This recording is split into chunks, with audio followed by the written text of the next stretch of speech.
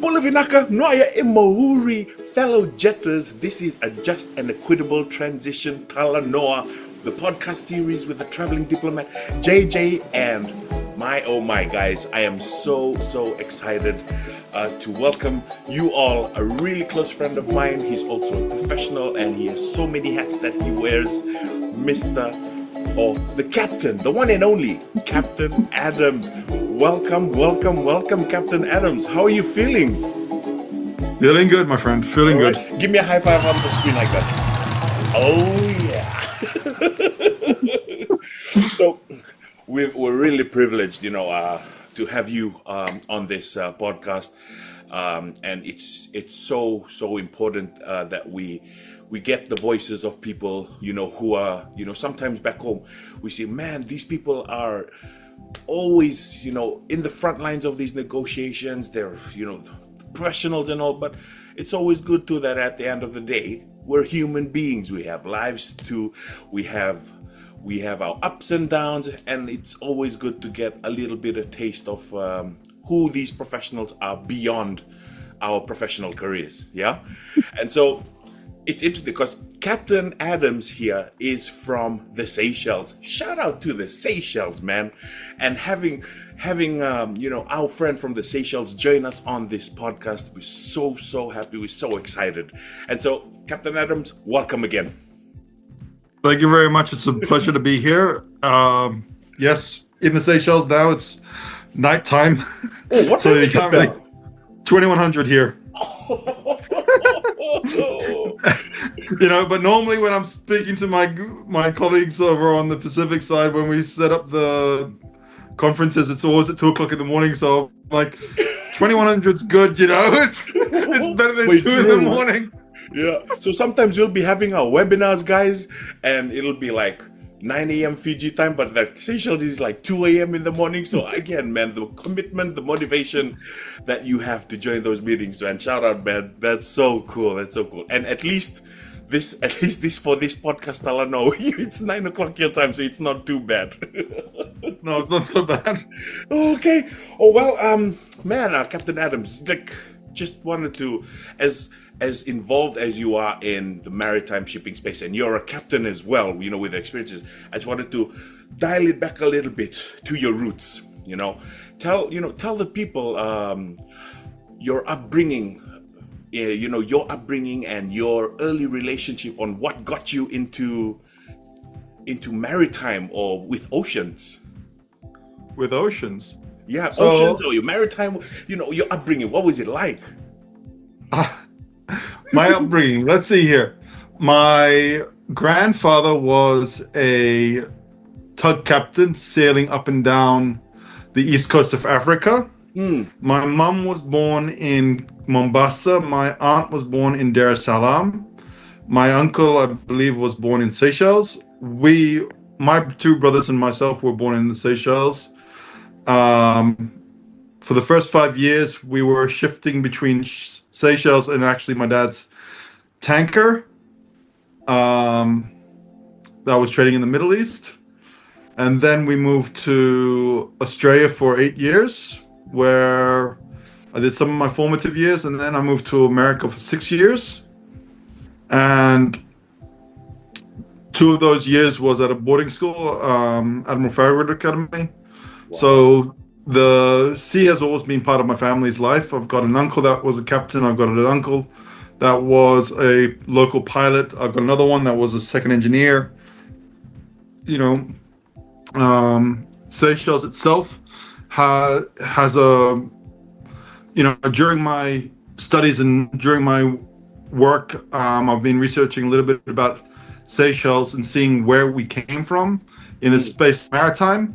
Yeah. And one thing that I found out about the Seychelles, it's really cool, and it's very unique compared to pretty much every other island nation, is that we were hydrographically surveyed in 1742 and 1744 by the French. Wow, yeah. But we were first settled in 1770. That means we were hydrographically surveyed before we were settled.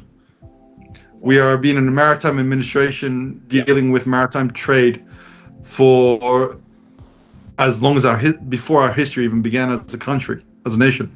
Wow. And guys, So just for some context, if you look to my right, this is where the Seychelles is located. It's in the African region, and it's an island nation. Yes, it is an island nation.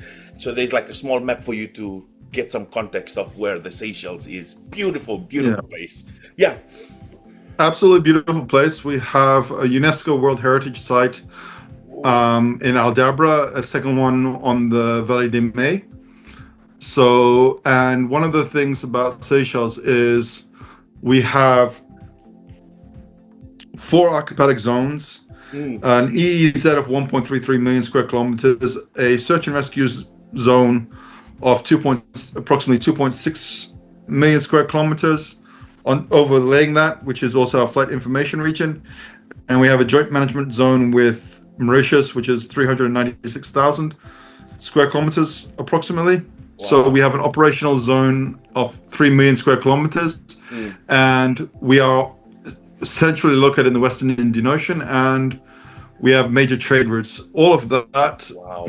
and that is part of what I'm doing, and it's tied. So that's part of my history. That's part of Mm.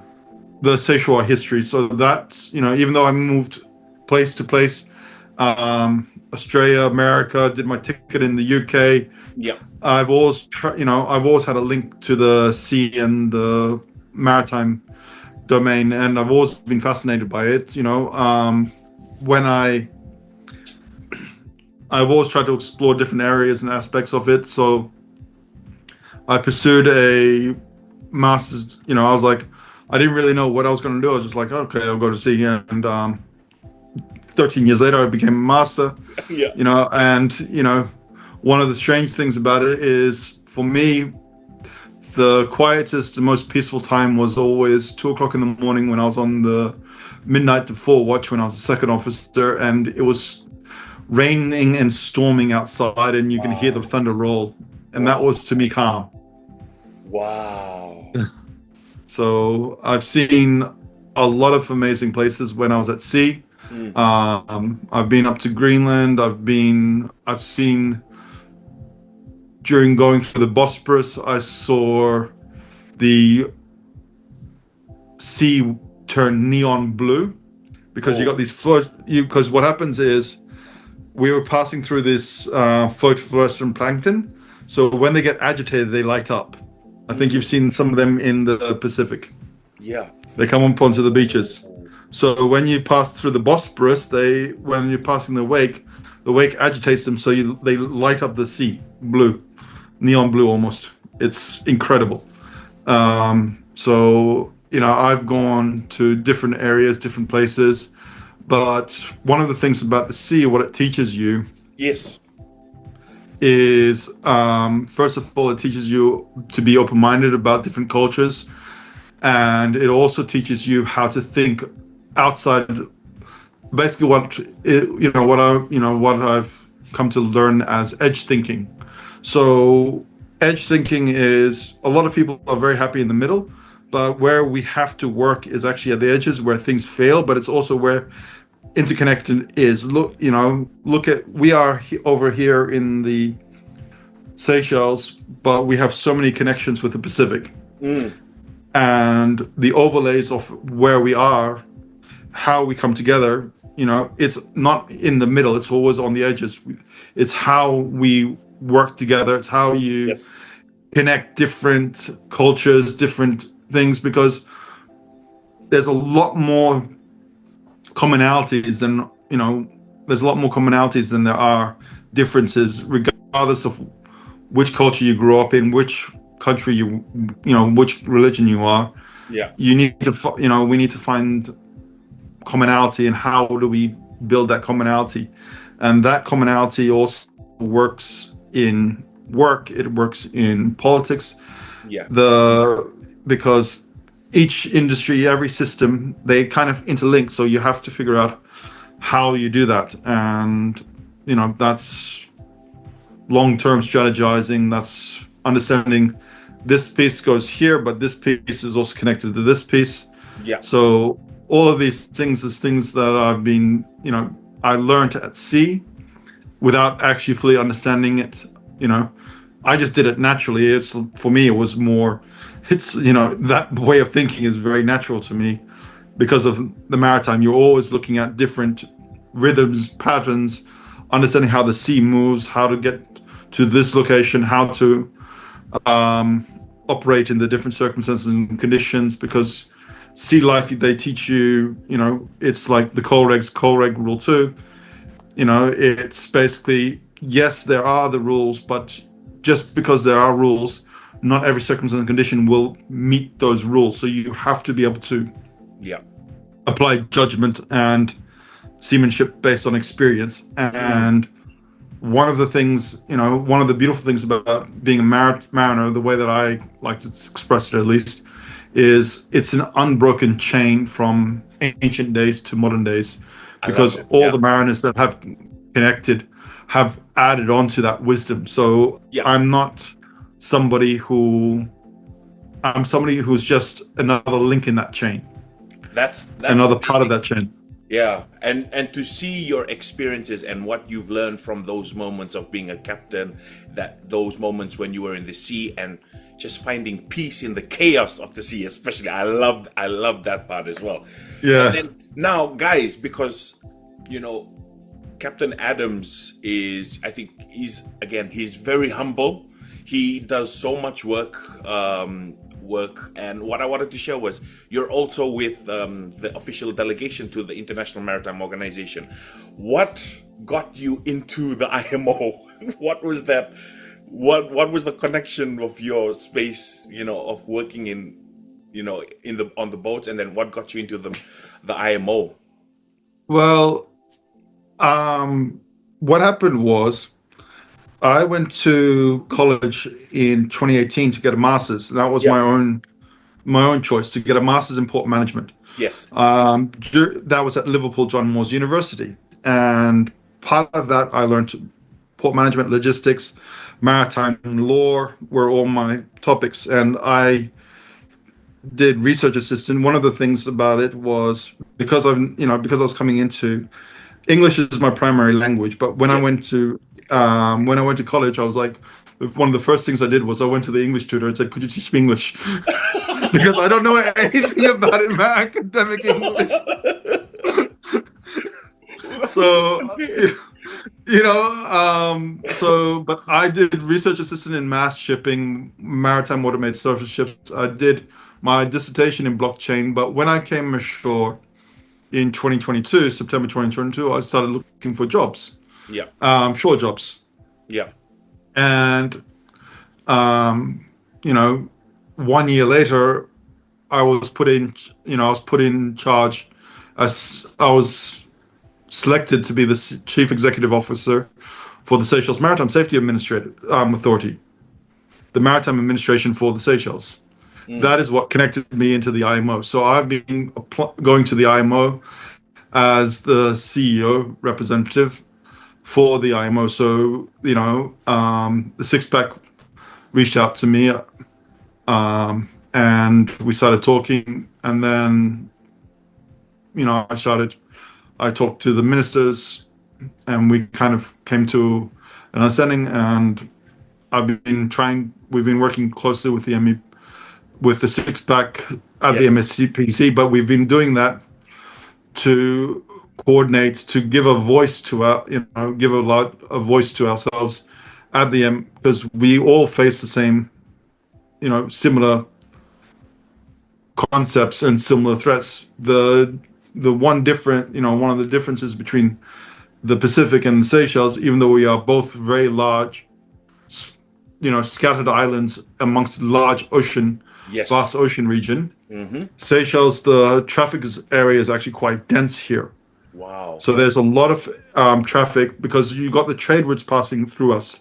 So you've got the trade routes going from Africa to the Far East. Mm-hmm. You got traffic going from south to north to the Middle East and moving around. So you got two corridors of traffic, but they don't actually come to Maya that often.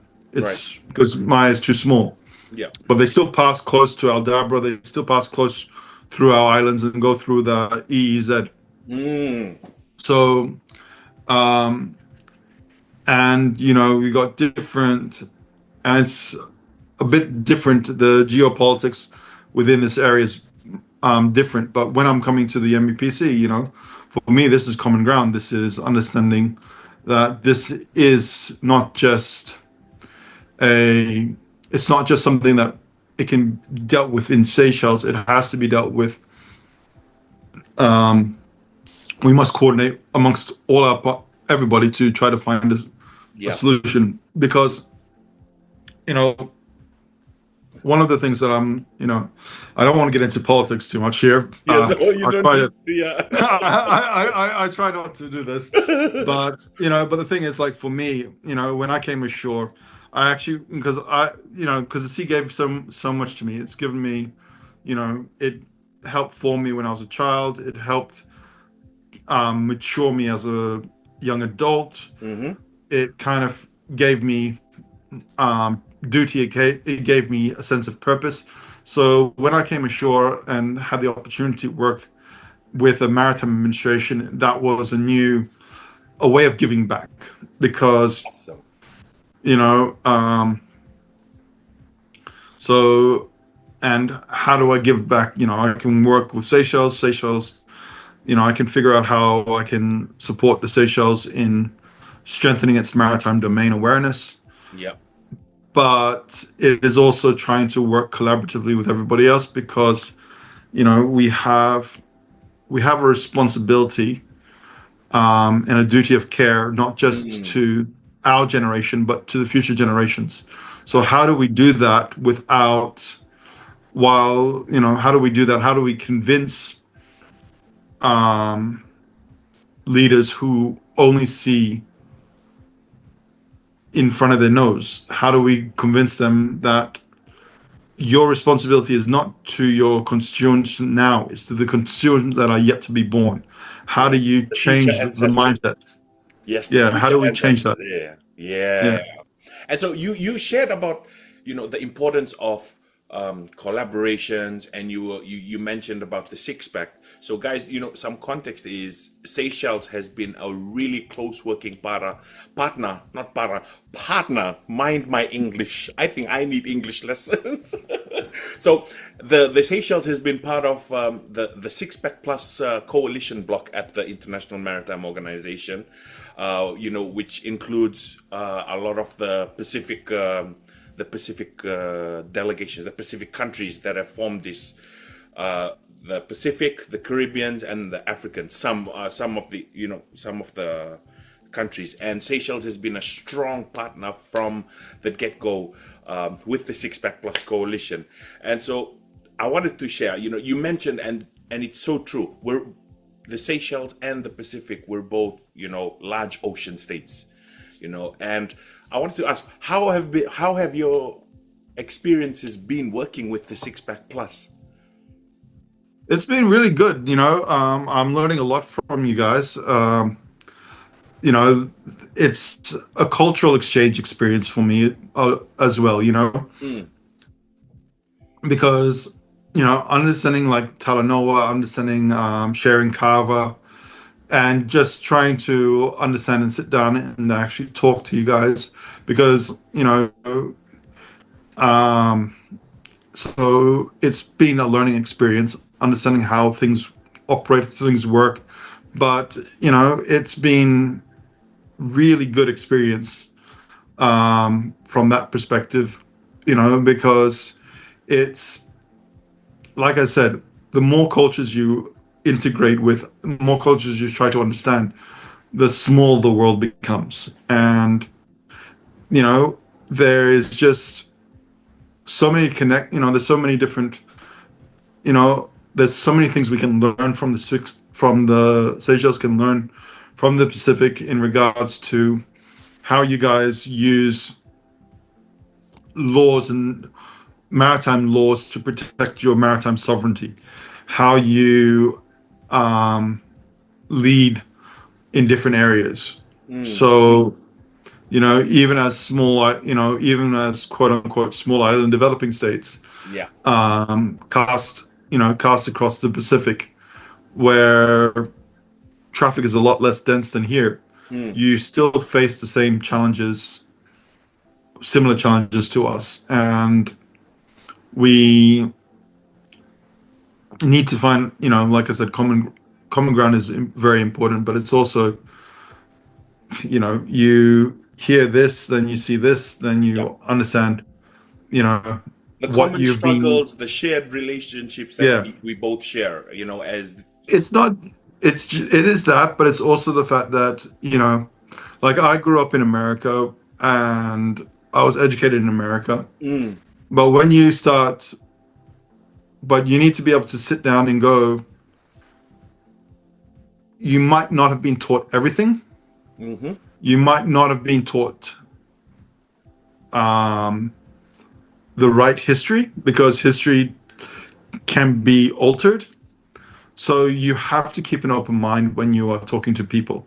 yeah, You have to go because you get this.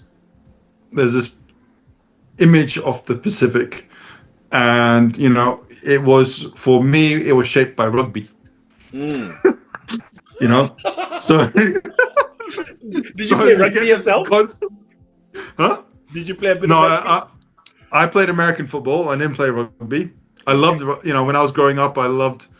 I was a Broncos fan because I grew up in Townsville, in Australia. Yo, shout out to the They were my Brisbane Broncos. Let's go. Yeah, they were my first. They was my first sporting team, but I've never been a massive. Um, I don't buy the sports memorabilia and all that stuff, Okay, all but right. they were my first sports sporting team. But then you watch um, how the rugby plays, then you kind of open up more, and you start listening and understanding how the Pacific came to be, Yeah, how you guys were navigators, navigators, sailors, and you kind of moved around the Pacific in such a yeah. way, in a way that it's like, yeah, dude, I would not want to do it that way. But just for some context to let the people know, which team, which NFL team do you support? Which National Who's your Football team? League? Who's your team in the NFL? I actually don't support any team in the NFL. Okay, okay. But at least we got the Broncos. So shout out to the Yeah, the rugby league Broncos. and the Broncos. Okay, Yeah, man, that's so cool, Captain.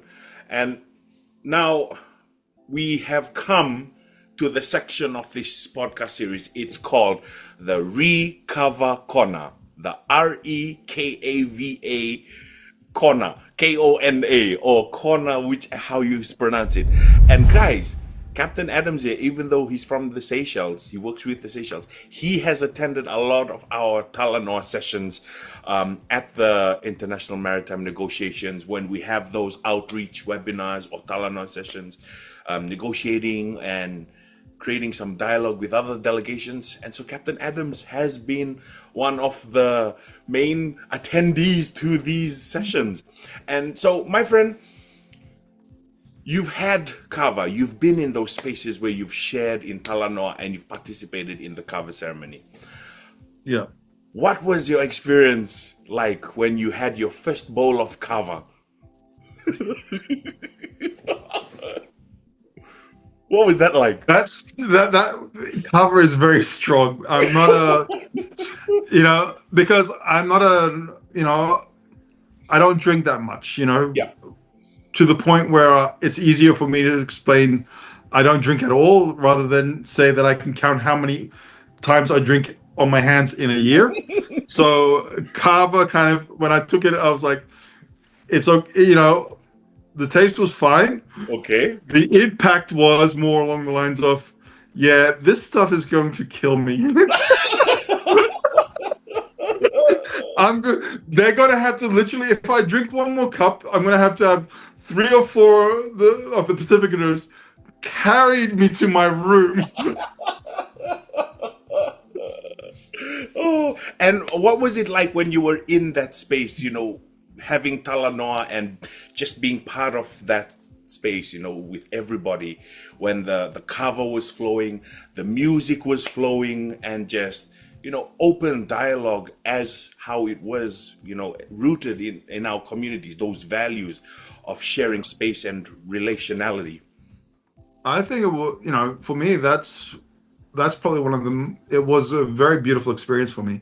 I loved the Talanoa experience. It was very humbling to be there. Mm, But but that type of sharing, that type of community, that type of openness, for me, that's how that's how it should be. That's how you need to allow people to, feel free to be able to come to you as a leader, as a captain, as as anybody. You can't just hold on to your rank. So like yeah. Talanoa is nice, is a really, it aligns with what I am. It aligns with, I use, if I force people to use captain, it's okay. You can skip my captain title. I understand people use it for respect, but if I go, you must use captain, it's True. more for Yeah. warning shot, Mm, because I am not that type of, yeah. it is something that I've earned, Okay. and that's one thing about the captain title. It's something that people earn. It is not something that's given, Yeah. because you can be a master, you can have a master mariner license, but until you've actually taken command under the UK system, you should not be called a captain until you've taken actual physical command. Okay. So then it's something that you earn through that system. So, but for me, you need to still be approachable. So I like how the Talanoa kind of is like, look, we are still human, regardless of if we are a minister, an ambassador, or or somebody else. When we sit around as Talanoa, we leave the ranks at the door.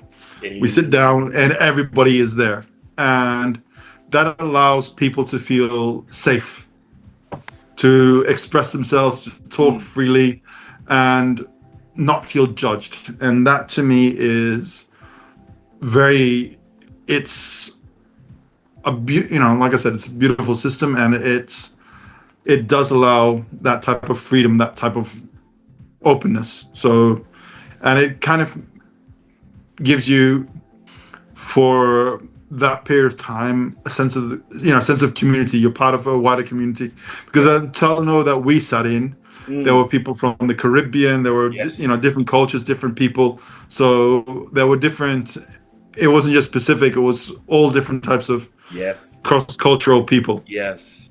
Guys, you heard it So from the captain himself. You saying that makes me want to have a mix right now, man. Oh, man. But yeah, you heard it from Captain Daniel Adams. Him participating in the spaces, and this cross culture relationship building is so amazing. And yeah, you've read my mind. You've said, you know, what was being felt, and I think that's so cool. Now, guys, we are moving to a certain section now, Captain. We call rapid fire. Rapid fire is you answer in only one sentence. So I'll ask a question, series of questions, and I'm very bad at this. you only have one. We're gonna try it. We're gonna try it. You only have one sentence answer. Okay. So you ready? First one. Go. Favorite seafood.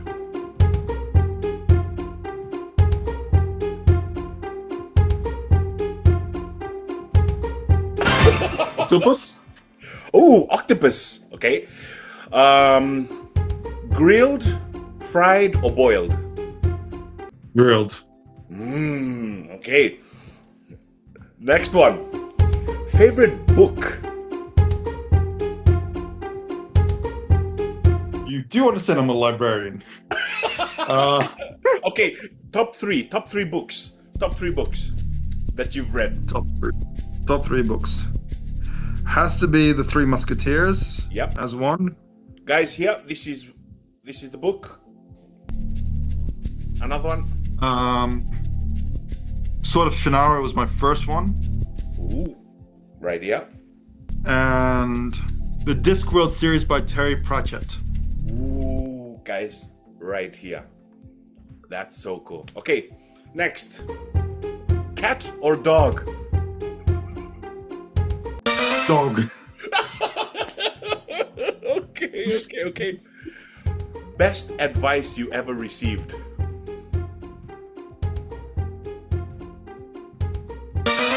Don't give up. Ooh, okay. Okay, now.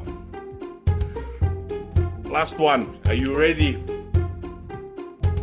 Star Wars or Star Trek?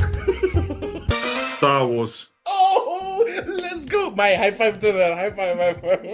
But if I have to be honest, you didn't say the best sci-fi series, which is No, Doctor I Who. didn't. No, I didn't. Because I know. I just wanted to just choose one. Okay? Yeah, but I'll have to say Doctor Who. If you give me a third choice, it'll be Doctor Who. Which one? Yes. Which one though? I like because I grew up with the original series and I loved the reboot where you had Rose Tyler and this lot. The latest ones kind of have moved away from Doctor Who because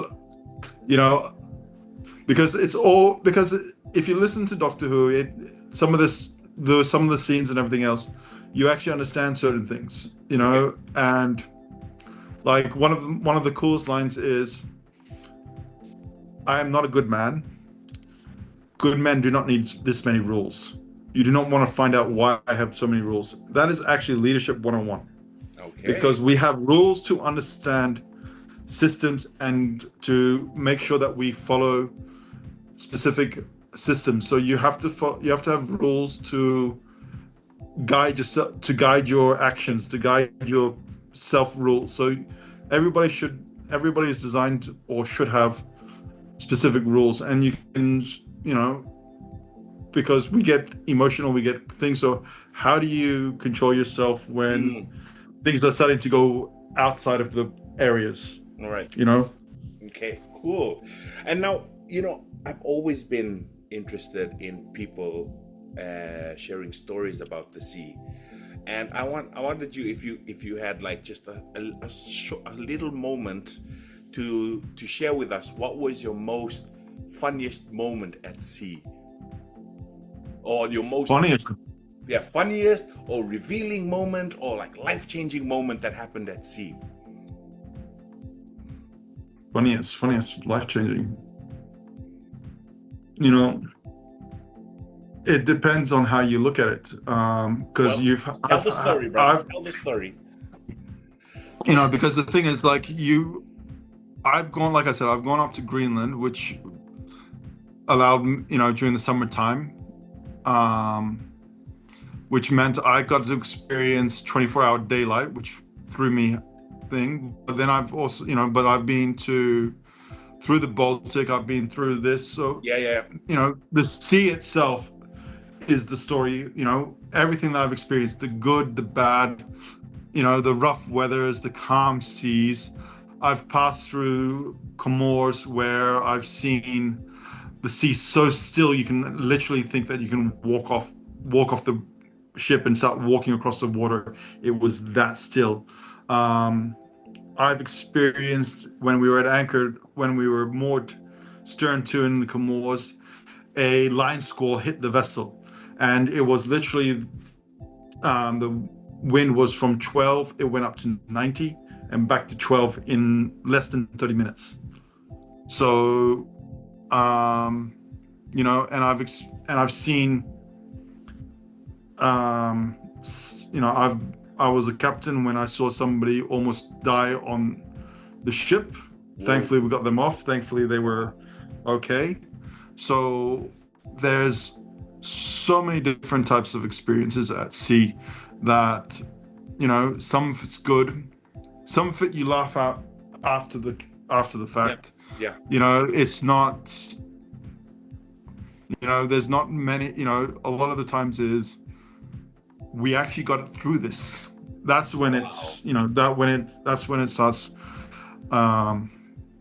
experiencing where it is. But I've seen things, you know, where it's incredible, and I've seen things that are pure insanity and everything in between, you know. But like I said, when you have 2 o'clock in the morning, you've got listening to the storms, when you're going through the Bosporus and you see these beautiful, the sea light up, and you know, you experience some of the worst weather off the off the coast of Malta, where Yeah. the ship basically fell between two troughs. So you feel the impact of the ship kind of lose the buoyancy, and she goes into the sea again. Yeah.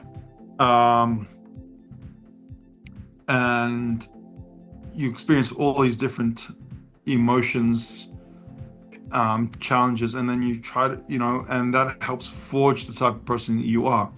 So trying to find one specific moment, one specific incident that is,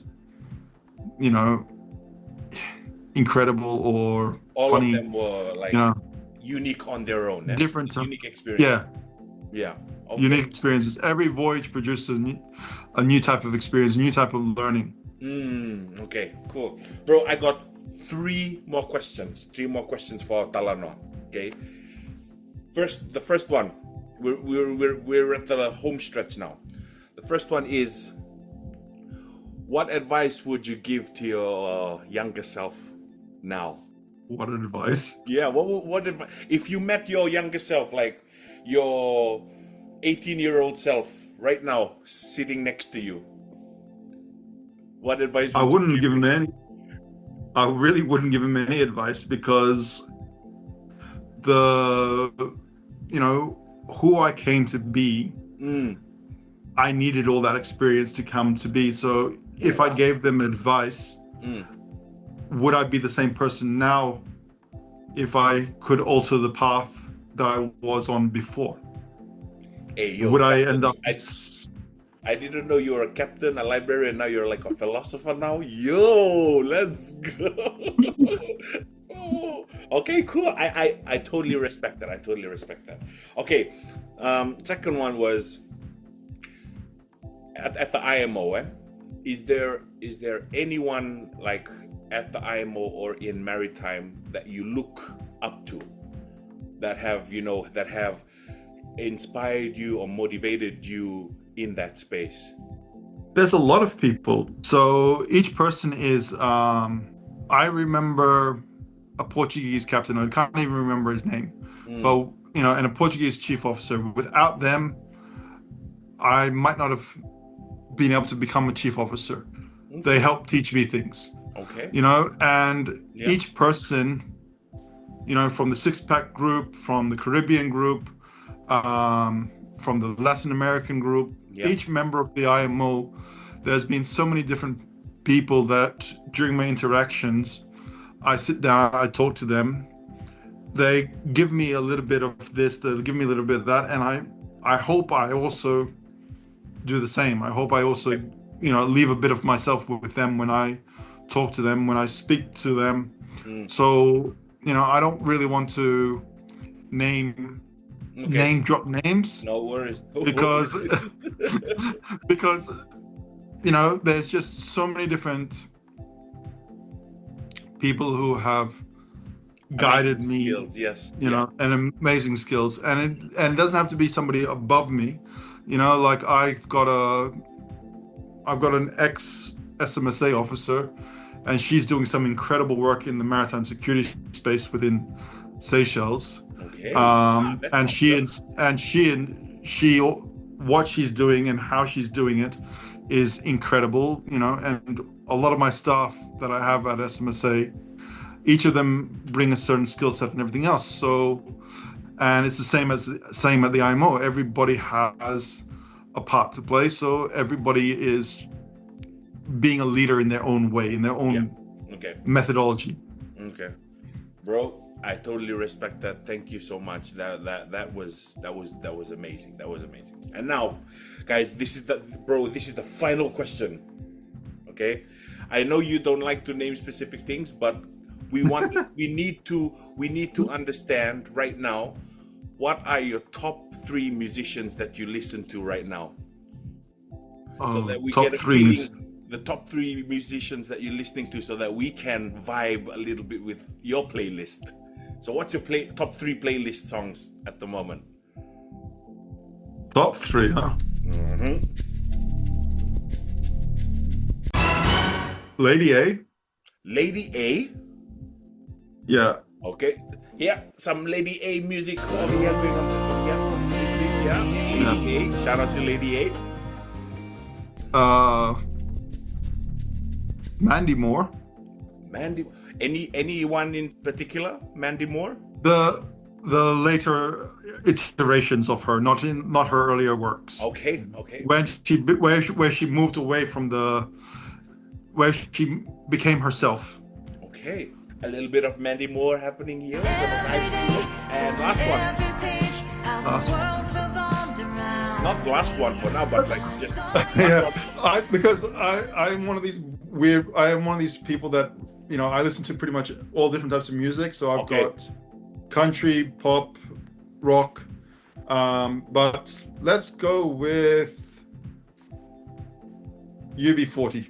Yo, you know UB40 just toured in the Pacific. They were in Tonga and they were in Fiji as well. What's your favorite song from UB40? Red Wine. Red wine. Yo, I'm gonna make sure I try and jam that song with you when you come next time on about talanoa. Sounds good. Guys, this is Captain Daniel Adams. Captain, brother, thank you so much for your time and space, and thank you for letting our audience know a little bit of you beyond the amazing work that you're already doing, you know. And we thank you for your time. We thank you for making the effort to come and just share with us. So I'm very appreciative. Guys, this is a Just and Equitable Transition Talanoa podcast series with the traveling diplomat JJ. So a jet now, a jet tomorrow, and a jet for the future. Thank you, Captain. Have a blessed time. You're very welcome.